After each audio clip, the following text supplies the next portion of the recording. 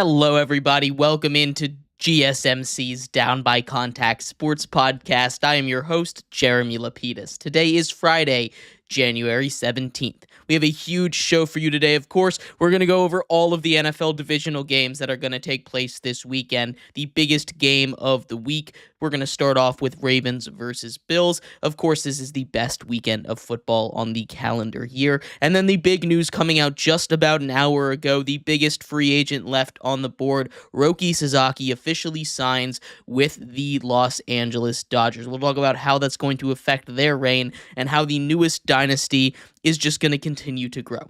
But before we get into any of that, remember, if you would like to be an even bigger part of the show than you already are, all you need to do is go to gsmcpodcast.net. Or if you are on YouTube, you can use that super chat feature. If you do either of those two things, a message should pop up on the bottom of the screen for you, me, and everybody else around the world to see. If you do have a burning question about sports, anything at all that you would like to ask, go ahead and throw that in the comments. Throw it in the chat. I will get to it as soon as I possibly can. I appreciate everybody so much for sticking around, talking some sports with me here on a beautiful Friday, January 17th.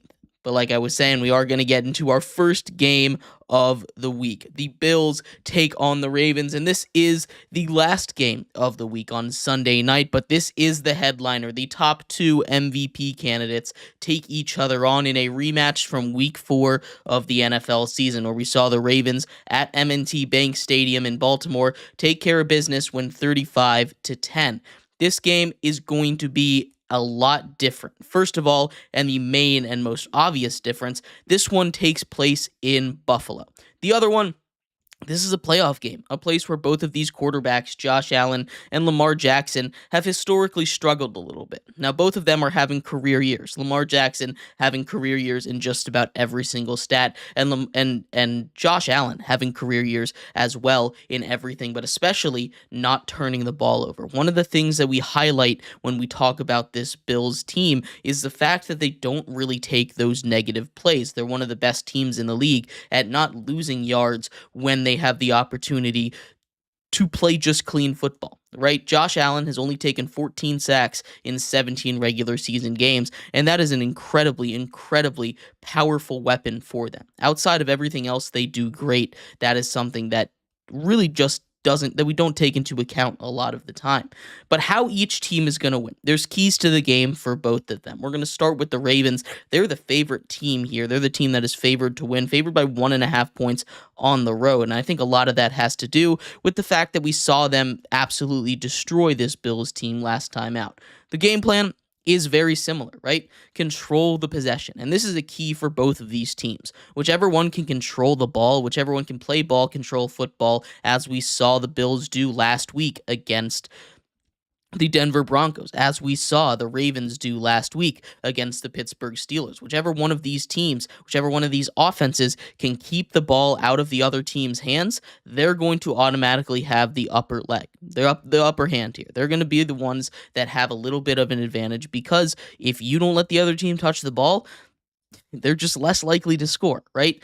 For the Ravens specifically, though, they need to get that run game going. Last time these two teams met up, Derrick Henry had a monster day. He started it off with an almost 70-yard run for a touchdown. He finished the day 24 carries, 199 yards, and a touchdown. So he needs to have another day like that. As we get deeper and deeper into the playoffs, this is a team that's going to have to rely less on the arm of Lamar Jackson and more on the legs of Derrick Henry. Now, with what Lamar Jackson does great running the football, having over 900 yards on the ground this season, is going to really help open up space for Derrick Henry. And that's one of the keys to this game as well, right? Mix in a couple quarterback runs. Make them be honest. Make them cover both of them on those runs. They need to cover up, especially in the passing game, the loss of Zay Flowers, their number one receiver. This is a Pro Bowl receiver in Zay Flowers, selected over a lot of other guys. He is out yet again. They went and they got Deontay Johnson, but he is out again. He is done for the season. He's not going to play. That was a move more for a comp pick. If the Ravens want to win this game, they need to run the ball. They need to control the They need to control the pace of play, and they need to hold on to the football for at least 30 minutes, for more than half of the game. They need to control the pace, and they need to control the play, which team has the ball. Now, for the Bills, it's a lot of similar keys, right? This is a Bills team that is also built around the run game. Both James Cook, the running back for the Bills, and Derrick Henry, the running back for the Ravens, have the NFL lead with 16 touchdowns this season. They both have those 16 touchdowns. This is a game that's going to come down to which one of these teams makes the fewer amount of mistakes. It's also going to come down to the way these defenses play, right? If Josh Allen can continue to play mistake-free football the way that he's been able to do all season, that would be massive for this Bills team. Again, playing ball control football is huge. Now, there's a difference between playing ball control football and not scoring, and playing ball control football and scoring, right? You can hold the ball for 40 minutes, but if you're only getting field goals at the end of the day, it's not going to help. This is a Ravens team that is first in the league in rushing offense, going up against a Bills defense where I would say that's their biggest weakest. They give up 113 rush yards per game. That's good for 12th best in the league, but it's still their weakest unit. They have an opportunistic defense through the air. So if you try and air it out against them, they play a lot of cover two. The middle of the field is going to be open for some of those tight ends like Mark Andrew, who scored a touchdown in almost all of the last 8 games that they have played, and Isaiah likely to have a big game as well, especially in the absence of a guy like Zay Flowers. Now for the Bills, like I said, ball control football. Don't let the Ravens touch it. And when they have the ball, they just need to be efficient. They can't turn the ball over. Josh Allen can be Superman, but he doesn't need to be Superman. They need to be able to rely on this run game with James Cook that they've kind of saved him up. He only had 202 carries in the regular season. That's not a lot for a running back that has over 1,000 yards on the ground and 16 touchdowns, right? He's a guy that has relatively fresh legs for these playoffs, and he's someone that I'm looking at them to rely on a little bit more. You obviously have not the strongest group of pass catchers, but if they can get a guy like Amari Cooper involved a little bit more, I know that Baltimore Ravens secondary especially has been playing a lot better as of late, but if they can get a guy like Amari Cooper involved, they stand a much better chance of winning this game. I don't think it's going to be a blowout like the last time these two matched up were. That was an anomaly. The Ravens jumped out to an early lead, and then you got Josh Allen all out of sorts, all out of sync, and it just wasn't close. That being said, this Ravens defense is leagues better than it was when these teams first matched up. Because of that, I'm taking the Ravens to win on the road. I understand if you're taking the Bills here, but their biggest strength is the Bills' biggest weakness, and because of that, I think the Ravens take care of business in a close one. This one should live up to all the expectations, and I'm taking the Ravens to win 30-27. Again, the Ravens favored by 1.5 in this one. I think they get it done. This isn't going to decide the MVP, but a lot of people picking based on who they think the MVP is, and I think that's a very, very fair way to do this because these are the two best quarterbacks in the sport this year, and it should be a lot of fun to watch. We're going to take a quick break here. When we come back, we turn our attention to the other big game, the Saturday night game, one full of offense, not too much defense. We'll talk about the Commanders and Lions coming up next here on GSMC's Down by Contact Sports.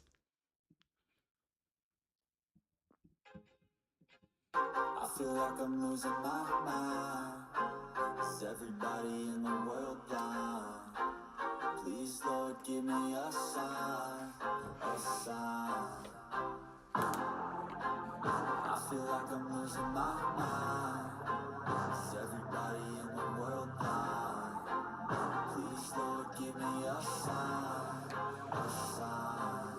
I wanna be the greatest. Everybody on their face shit. I look around and feel like everybody is the fakest. I make this every day and I'm impatient, hoping one day I blow up from the basement. Statement, the top is so vacant. I don't hear shit that I think is amazing. Waiting for my day when I'm playing sold out shows for 1,000 faces. Hey, give me that crown, get in my way and to be put down. It ain't replaced all this my sound. If I want that shit, then I'll get it right now.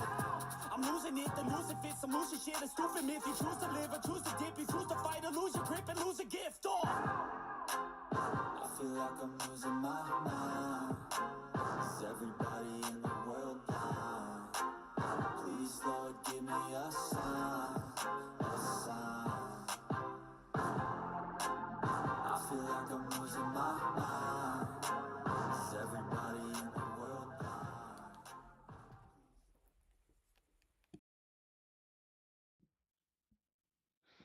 Welcome back to GSMC's Down by Contact Sports Podcast. I am your host, Jeremy Lapidus. Today is Friday, January 17th. If you were just tuning in, we just finished going over the biggest game of the weekend as the Bills host the Baltimore Ravens, a battle of the top two MVP candidates. In this segment, we turn our attention to the other big game, this one on Saturday night between the Washington Commanders and the Detroit Lions. But before we get into that, remember, if you would like to be an even bigger part of the show than you already are, all you need to do is go to gsmcpodcast.net. Or if you are on YouTube, you can use that super chat feature. If you do either of those two things, a message should pop up on the bottom of the screen for you, me, and everybody else around the world to see. If you do have a burning question about sports, anything at all that you would like to ask, go ahead and throw that in the comments. Throw it in the chat. I'd love to hear your thoughts. Thank you, everybody, so much for tuning in to today's episode.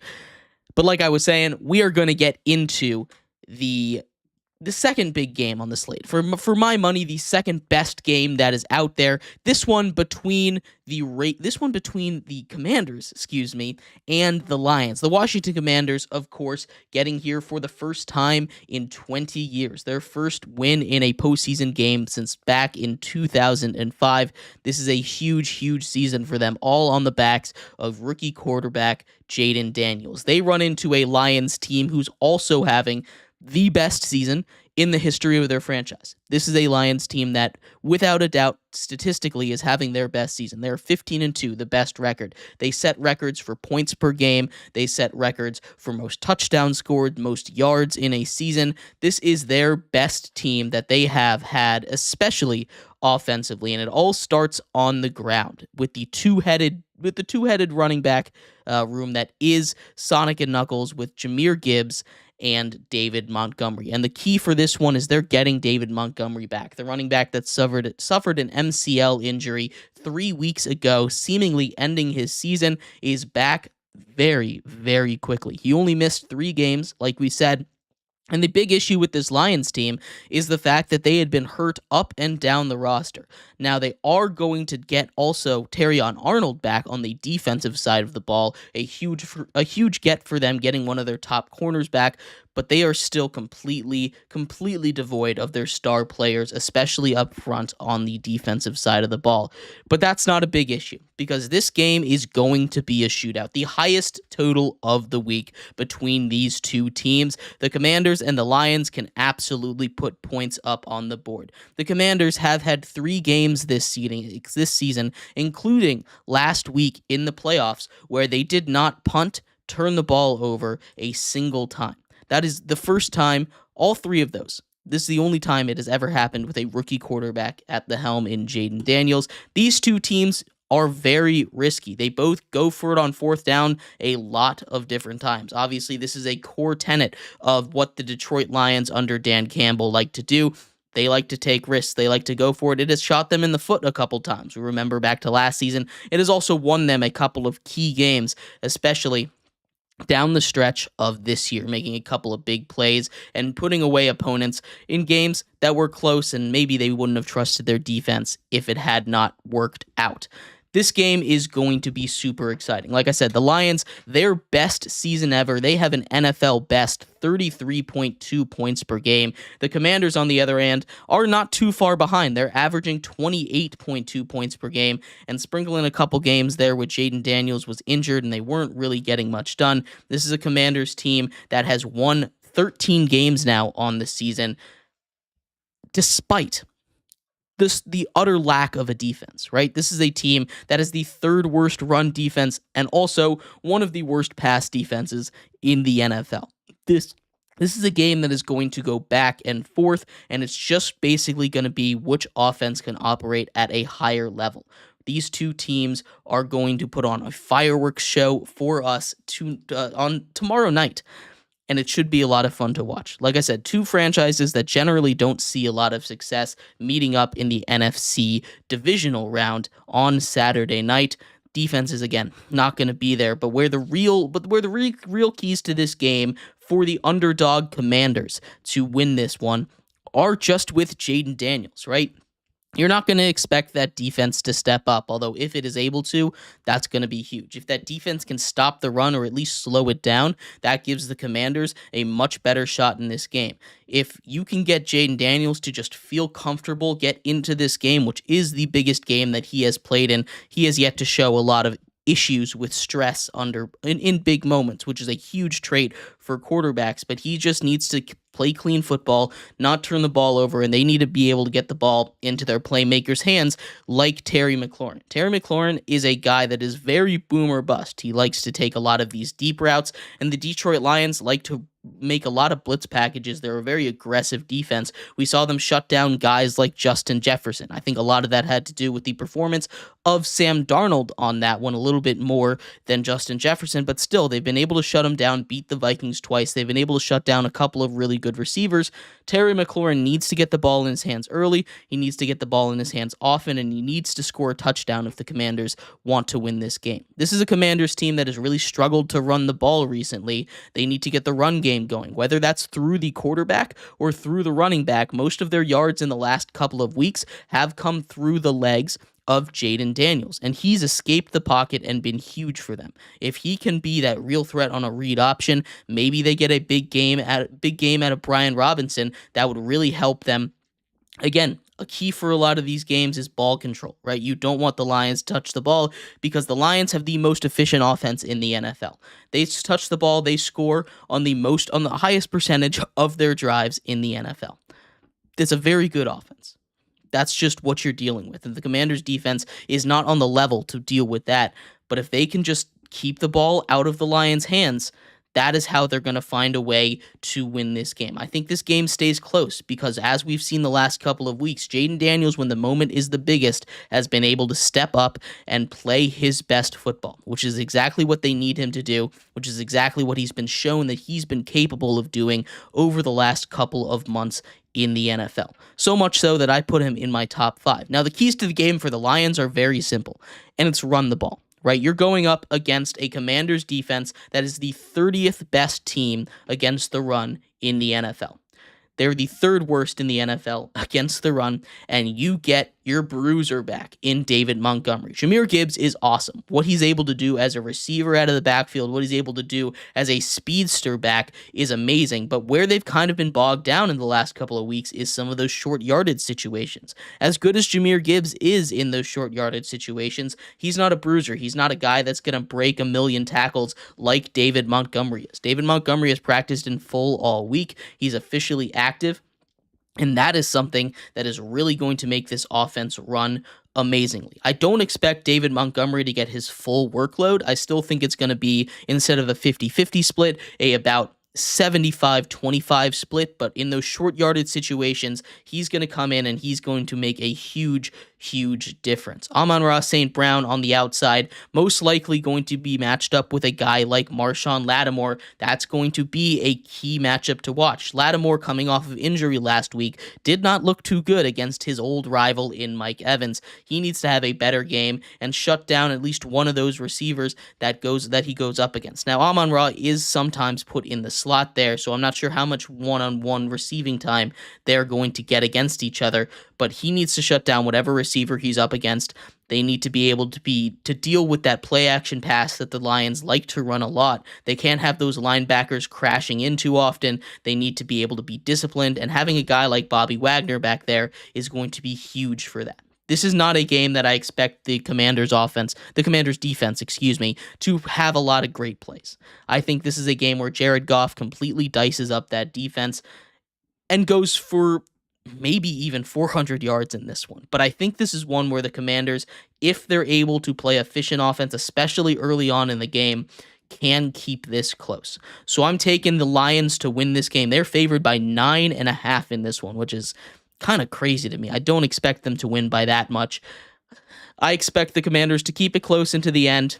Maybe some risks that you take there don't pay off, and at the end of the day, I think the Commanders just fall short 30-37. But let me know what you think of this game in the comments. I think this is going to be a high-paced, high-flying, high-action game. I'd love to hear your thoughts. We're going to take a quick break. When we come back, we turn our attention to some of the Sunday and Saturday afternoon games. We're going to start off in the NFC, where the Rams take on the Eagles in a potential snow game in the playoffs. We'll talk about all that and more kind of coming up next here on GSMC's Down by Contact Sports Podcast. Looking for your daily fix of sports talk without having to pay for it? GSMC Sports Network is available on YouTube. Just search GSMC Sports Network. Get your fix of daily sports talk shows on YouTube, absolutely free. NFL, college football, NBA, MLB, MMA, UFC, fantasy football, and so much more. GSMC Sports Network has shows running all day long, with new sports shows starting every 2 hours. Just like on your favorite cable sports channel, except GSMC Sports Network is absolutely free. Just search GSMC Sports Network on YouTube to catch one of your new favorite shows, like the GSMC College Football Podcast, Chip Shot Football Podcast, Hoops and Heels Women's Sports Podcast, GSMC Basketball Podcast, and so many more. Check it out for yourself. GSMC Sports Network, now available on YouTube absolutely free. Search GSMC Sports Network on YouTube right now.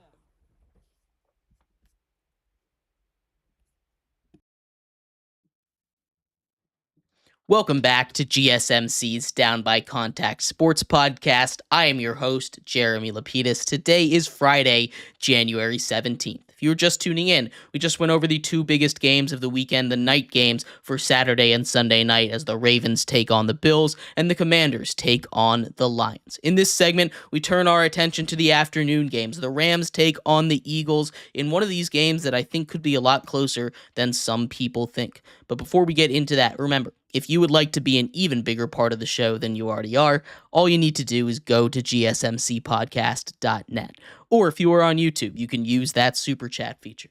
If you have a burning question about sports, anything at all that you would like to ask, go and throw that in the comments, throw it in the chat. For instance, Anthony asks about a backup quarterback situation. So real quick, for the Dolphins, I like Quinn Ewers as a guy that could sit behind them. I like that fit with the Dolphins. And I think that's probably the best one out there. I don't know if they're really going to get Andy Dalton, but you need a backup behind Tua for next season. But we'll get to those as soon as we possibly can. Thank you, everybody, so much for tuning in to today's episode.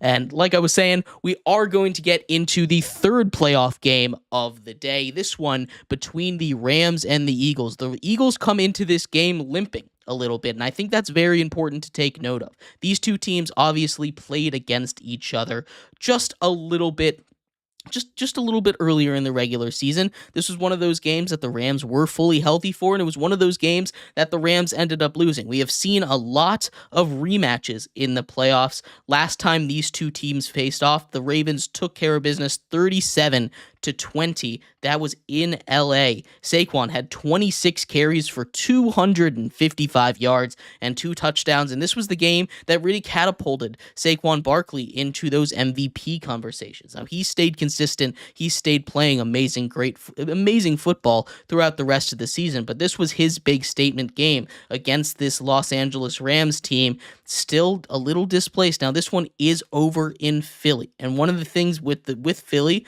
especially in this time of year, is the weather. And we're looking at a potential snow game between the Rams and the Eagles on Sunday afternoon. That's going to play a huge part in it. Now, obviously, with a snow game, there's a couple things to take into consideration.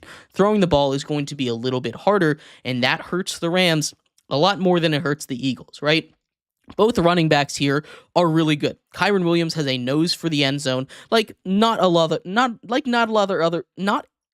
other players in the NFL have, right? What he's been able to do, how often he's been able to find the end zone is very impressive, right? When you have a offense that's clicking the way that this Rams offense is, and a guy in Matthew Stafford who's been really good in the playoffs, as good in the playoffs as he has been, 103 passer rating, 5-1 with the Rams, almost 300 yards per game. He's been amazing in the playoffs in his career, right? That's something that you have to keep in mind. But with this snow game, there's just a little bit more. It's hard for the quarterbacks. It's hard for the pass catchers. And it's going to be one of those where you have a potential Saquon Barkley big game.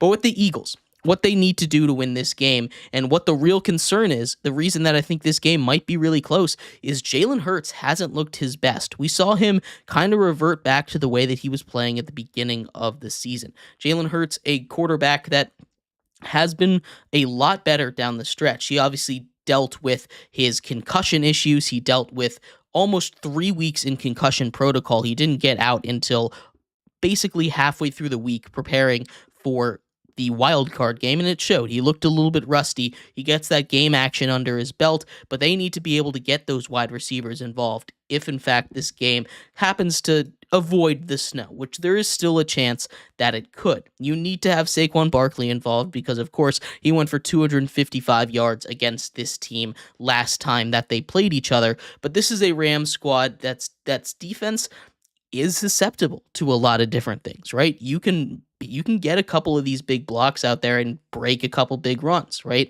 The defense for the Rams, especially in the secondary, is not the greatest. I'd say that's probably the weakest unit on the field in this game. They're very opportunistic though. So Jalen Hurts needs to make smart decisions. He needs to be able to read the field and not make some of the same mistakes that he got away with in the wild card game last time out. Now, I think this is a game that, at the end of the day, the Rams, who are super hot, they've been 9-3 over their last 12 games, 9-2 in the games where they start their starters. After a 1-4 start, has been something that is really important to watch, right? This is a team that you don't want to let get hot because they have guys like Puka Nacua that even against a really good defense in the Eagles, and that Eagles defense is playing like one of the best in all of the NFL, it's going to be tough, especially with the loss of Nakobe Dean. And that's something I want to focus on a little bit because Nakobe Dean has been playing like one of the best players on that defense. You have superstars at all three levels, right? But Nakobe Dean, what he's been able to do at that linebacker position, leading the team in tackles in a lot of these games, making a lot of huge clutch plays down the stretch in some of these games, game-winning plays that he has made. Nakobe Dean, that loss is going to really hurt the Eagles, especially against a team like the Rams that can get it done in so many ways, and a veteran quarterback like Matt Stafford that'll pick you apart if you let them. Now, Zach Bond, still in the middle. He'll be able to cover up a little bit of that. You obviously have a lot of stars in the secondary, even in that middle and deep level, and the defensive line, anchored by Jalen Carter, is amazing. All three levels of the game, all three levels of the defense. This is a Philadelphia Eagles squad that is just going to bulldoze you. And because of that, it's going to be really tough for this Rams team to win the game. The Eagles favored by 6.5 in this one.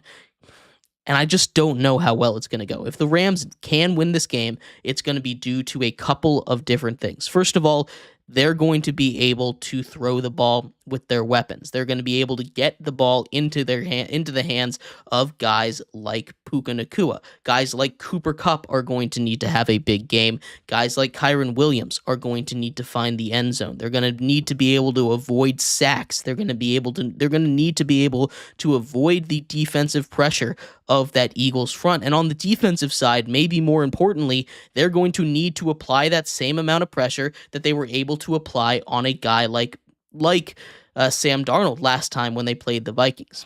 That was a great game by them. And I'm not saying that they need to go out there and have a strip sack that goes for a touchdown to win this game, although for sure that would help. They just need to get out there, make Jalen Hurts uncomfortable, make sure he can't settle in, because he never really did settle into that game against the Packers. If you get to him early and you get to him often, this is going to be a much tougher game for the Eagles because they will become one-dimensional. They can rely on Saquon Barkley. It's a way that they can win a game, and especially with the way that it went last time these two teams played, they can have that game plan where they rely on a guy like Saquon Barkley.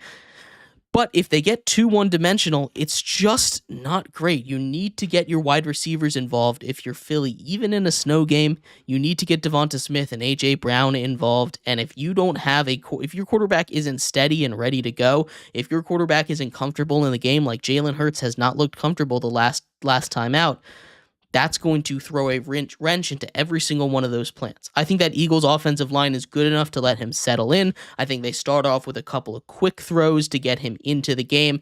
And because of that, I think the Eagles find their way in. It's going to be a little bit of a slower game for them, but I do think they win this game. I think they cover. And this is actually, I think, the biggest blowout of this weekend. But I do think this is a game that might be close up until the end.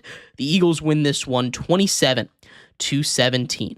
But let me know what your thoughts are. We're going to take a quick break. When we come back, the final game of this divisional weekend, the Chiefs take on the Texans. The Chiefs off almost a month of rest could be a big issue. We'll talk about that and much more coming up next here on GSMC's Down by Contact Sports Podcast.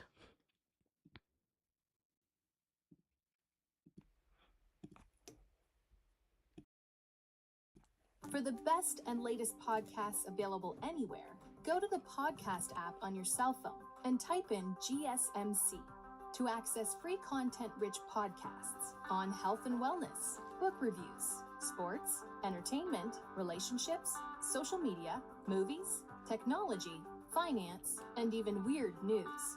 Subscribe and download the GSMC Podcast Network's family of shows, available everywhere podcasts are found.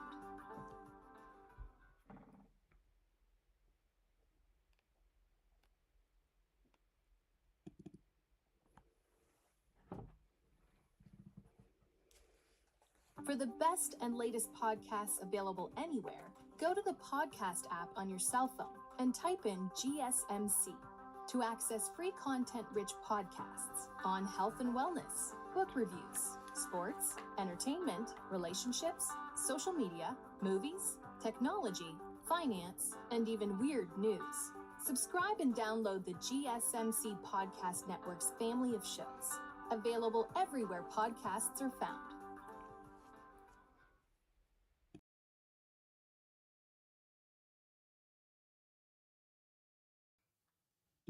Welcome back to GSMC's Down by Contact Sports Podcast. I'm your host, Jeremy Lapidus. Today is Friday, January 17th. If you were just tuning in, we just finished going over the Rams and the Eagles game.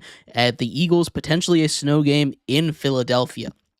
In this segment, we turn our attention to the final game of divisional round weekend. The Chiefs take on the Houston Texans in Arrowhead. The Chiefs favored by 8 in this matchup. But before we get into that, remember, if you would like to be an even bigger part of the show than you already are, all you need to do is go to gsmcpodcast.net.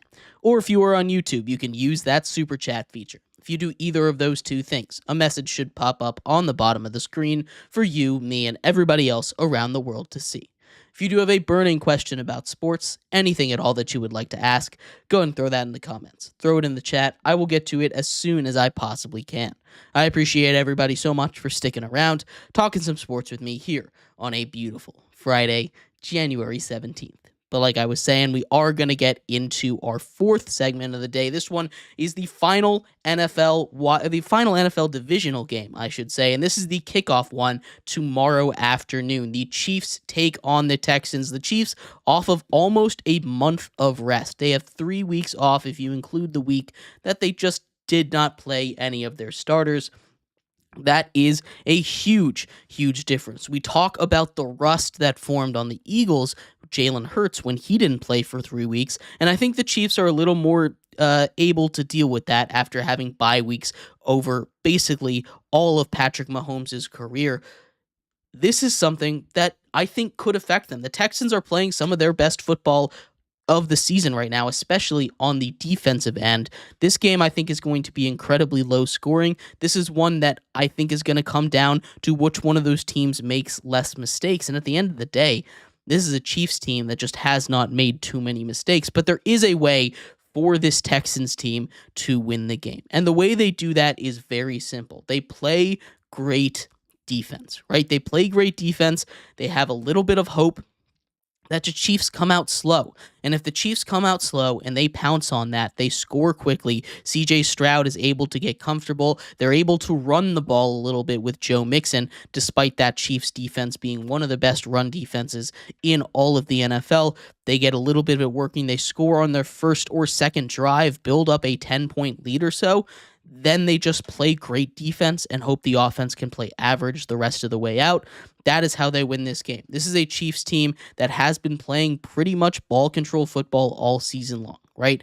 With the exception of the last 3 games that they played with their starters, 10 of their 15 wins came by double digits. The last 3 wins that they had, all at the end of the season, were by double digits. They were by multiple scores, and that means this team is getting hot at the right time. I understand resting your starters, and I think it's a good strategy to get healthy. This is a Chiefs team that is going to be completely injury-free, aside from Mecole Hardman, who's still on the IR, but a lot of their key guys are going to be back. That wide receiver core has been playing a lot better, and they've been able to move the ball through the air a lot more since getting Hollywood Brown back. You have now him, you have DeAndre Hopkins, who they traded for, and of course you have Xavier Worthy, who has a pretty solid rookie season, all things considered. Not one of those elite rookie seasons when you're comparing it to a lot of the other guys in his class, but he had a really solid year, over 800 yards, a really good addition for the Chiefs. On the ground, they've got Kareem Hunt, who's had a pretty solid year. He's not going to make you get explosive runs, but you pair him with Isaiah Pacheco, and that is just a punishing ground game where the Texans can win this game. Again, on that defensive end specifically, is if they can get a lot of pressure on Patrick Mahomes. And it's one of the things that they've been best at, right? They have a deadly pass rushing duo, and the Chiefs' biggest weakness all season long has been at the tackle position. They haven't really been able to find tackles to play on the outside of that offensive line. The inside of that offensive line, the interior of that offensive line is elite. You have 2 all-pro selections from that interior offensive line. But on the outside, that's where they're going to be vulnerable. And if they can just stop the run a little bit, the Texans can, and get the pressure that they have been able to get on every other quarterback on Patrick Mahomes, this could be a close game. The Texans have a knack of shutting down some of the best quarterbacks. Now, it doesn't always lead to wins. You remember that 5-interception game that Jared Goff threw, that was against the Texans. Texans find a way to win that game. They shut down Justin Herbert last week, 4 interceptions, another guy that just doesn't turn the ball over too often. They've shut down Tua Tagovailoa, another guy that doesn't make a lot of mistakes, 3 interceptions, a game that made him look just silly. And more importantly, they shut down Josh Allen, his worst game of the season by far. 9 for 31 on the day. They have the ability to shut down these quarterbacks, and I don't think Houston is as out of it as a lot of people say. Now, it's not going to be an easy game. Again, this is a Chiefs team that is incredibly mature. This is a Chiefs team that is incredibly poised, and one that is used to situations like this, right? They have now made it to the AFC Championship game in every single one of the years that Patrick Mahomes has been a starting quarterback. Every single one. They have not made it less than that AFC Championship game. They are, of course, going for a 3-peat, and they're just a juggernaut, and they're a juggernaut for a reason. Patrick Mahomes is amazing. The way that they have been able to just play mistake-free football and control the pace of play with that defense that has been so amazing all year long, that is going to be the key for them. The Chiefs have a very simple strategy, and it's just play the way that the Chiefs have been all year long. Maybe air it out a little bit now that you have more weapons, but that is a very good Texans defense, a very good Texans secondary, and a very good Texans pass rush that I think could give Patrick Mahomes and the Chiefs just a little bit of trouble, especially off the edge, especially since they're going to be just a little bit rusty. You get quick pressure on Patrick Mahomes, and it could be a game where we see the Texans have a huge upset. Now, at the end of the day, I don't see it happening. I think this is a Chiefs team that is destined for, at the minimum, an AFC Championship game, and they've been playing their best football of the year. Like I said, their last 3 wins, their last 3 games where they played their starters, they won by multiple possessions, something they really struggled to do all season long. They're getting healthier. They're getting more rested than anybody else. And because of that, I think the Chiefs find a way to win this one 27-20. But let me know what you think of any of these games. Again, I have the Ravens beating the Bills 30-27, the Eagles beating the Rams 27-17, the Commanders beating the Lions the Lions beating the Commanders 37-30, and the Chiefs beating the Texans 27-20. Let me know what you think of any of these games. I'd love to hear your thoughts. We're going to take a quick break. When we come back, we finish off our show talking about the big breaking news of the day. Just about an hour and a half ago at this point, the best free agent remaining in all of the MLB, a Japanese pitcher by the name of Roki Sasaki, found his new home. We'll talk about where he ended up, what that means for the sport of baseball, and if that was a good decision for him. That's coming up next here on GSMC's Down by Contact Sports.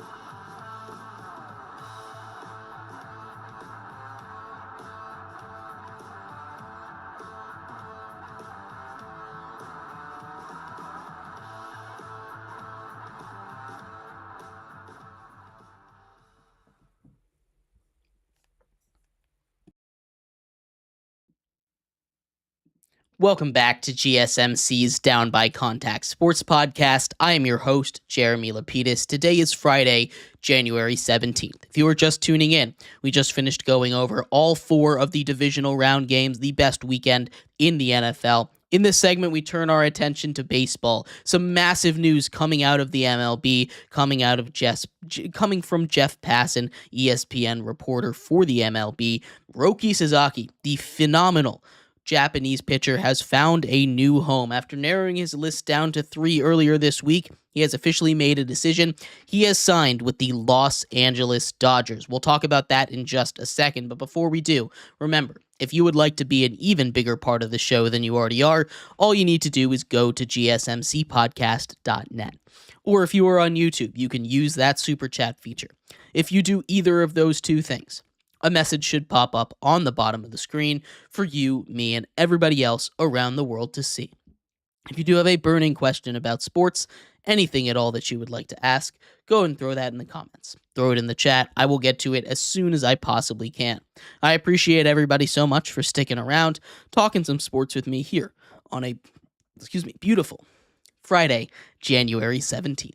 But like I was saying, we're going to get into our 5th and final topic of the day. That is Roki Sasaki, the Japanese phenom, signs with the Los Angeles Dodgers. And this just feels like, of course, right? He's going to sign with the Dodgers. The Dodgers, the team coming off of winning a World Series. Shohei Ohtani coming from Japan. He is going to be on the mound, and adding Roki Sasaki to that pitching staff gives them probably the best pitching staff as far as starting pitching goes in all of the major leagues. We'll go down this list. Roki Sasaki, of course. You have Glasnow. You have Yoshi Yamamoto. You have Shohei Ohtani, Blake Snell, and they said they're going to re-sign Clayton Kershaw. Now, of course, Clayton Kershaw has not re-signed yet, but he said he wasn't going to retire, and he's not going anywhere else but the Dodgers. There's still news out there. They could go get another guy, but we're looking at a potential 6-man rotation that is one of the best in all of baseball. You have 5, potentially 6 guys when they're at their peak that have number 1 style stuff, and for a guy like Shohei Ohtani and Clayton Kershaw, too, going to a 6-man rotation is going to be really good for this Dodgers team. You're going to be able to stretch the arms out of some of these guys. You can skip starts if you need to, and you can get these guys fully healthy, fully rested, and fully prepared for another deep playoff run, right? It's not a luxury that most other teams in the MLB have. Giving this Dodgers team that luxury is just simply something they did not need, right?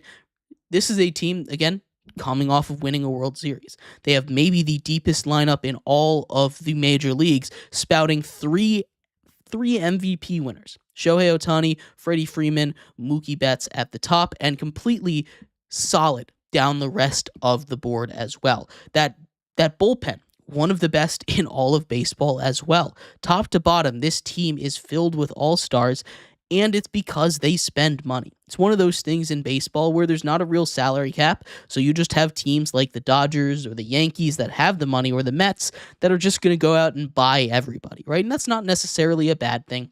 Roki Sasaki is an interesting example because he was a very cheap deal. He was coming over from Japan a year or two early. He's not going to be eligible for that top tier money that a guy like Yoshi Yamamoto got last time in the offseason. Sasaki comes over for $6.5 million a year. He had narrowed his list down to the Dodgers, the Padres, and the Blue Jays. Now, the Blue Jays are in on just about everybody, every major free agent. They're in that top pecking order. They're not going to get too many of these guys. They were kind of out on that list. The question was, does he want to join Yu Darvish and the Padres, or does he want to join Shohei Ohtani and the Dodgers? He made his decision, ended up joining the Dodgers. Not something I expected him to do, because he was saying early on in this process that he was looking at a smaller town. Los Angeles definitely does not fall into that small town kind of idea, or not a big city. Roki Sasaki, though, coming out of Japan, is one of the best pitchers we've seen out of there, maybe ever. His fastball splitter combo is going to wreck. It's going to wreck hitters in the MLB. His fastball is consistently over 100 miles an hour. He throws harder than Shohei Ohtani, who also can throw over 100 miles an hour. He threw the hardest ball in the history of the Japanese league in 4 years at the top league in Japan. Over 4 seasons, he had a perfect game and a 2.10 ERA. He is a very special talent. We saw him pitch against some of the best in baseball in the World Classic last time out. The same one that saw Shohei Ohtani strike out Mike Trout to end it in the championship game. Roki Sasaki came in against the U.S. and pitched 3 really good innings. He went out there and showed who he was. It was basically on an audition tape for a lot of MLB teams. The Dodgers go out and get him, and that team is just stacked. It's not fair. This is a team that is set up. They've won a World Series last year. They are set up to potentially win the next 3 to 5 World Series in a row. You look at them, and the talent gap between them and the next best team in the NFL, on paper, off paper, is about as big as the Grand Canyon right now. This is a ridiculous team, and adding more talent, it's good for the Dodgers. It's cool to see a super team like this every once in a while, and it's fun to have a big number one enemy to root for. So it's not necessarily a bad thing for the sport, but it is going to make it incredibly hard for anyone else to win the World Series. There is just no one close, and as free agency continues to go, they're still in conversation. They're willing to spend the money. They're willing to go into the luxury tax as long as it brings them World Series, and this is a Dodgers team that could potentially win over 100 games again. This is a Dodgers team that I expect to win the World Series, especially with their depth. Their biggest issue all the time has always been pitching injuries. They go and fix that by getting 6 number one arms, maybe even more. They could go out and get more. They have a couple guys in the bullpen that could come out and pitch some innings. They love doing that kind of stuff. This is a dangerous Dodgers team. Adding Roki Sasaki is just that cherry on top, because he is a guy that could be an ace in the league nowadays. You don't see too many of those. He's going to be amazing for a very long time. The Dodgers got a good one. Sucks for the rest of the league, but the Dodgers are going to be amazing this year. Not much you can do. But let me know what you think. Did he make the right decision? I think he made the right decision. Not something I'm super happy with, but he made the right decision. Let me know what your thoughts are. And thank you, everybody, so much for tuning in to today's episode of GSMC's Down by Contact Sports Podcast. Hope everybody has a great weekend, watches all of the football games. We'll be back on Monday to break down all of the football games and everything else that happens over the weekend. The NCAA National Championship game is on Monday. We will break that down as well. I have been your host, Jeremy Lapidus. You've been listening to GSMC's Down by Contact Sports Podcast, and you all have a good one. Bye-bye.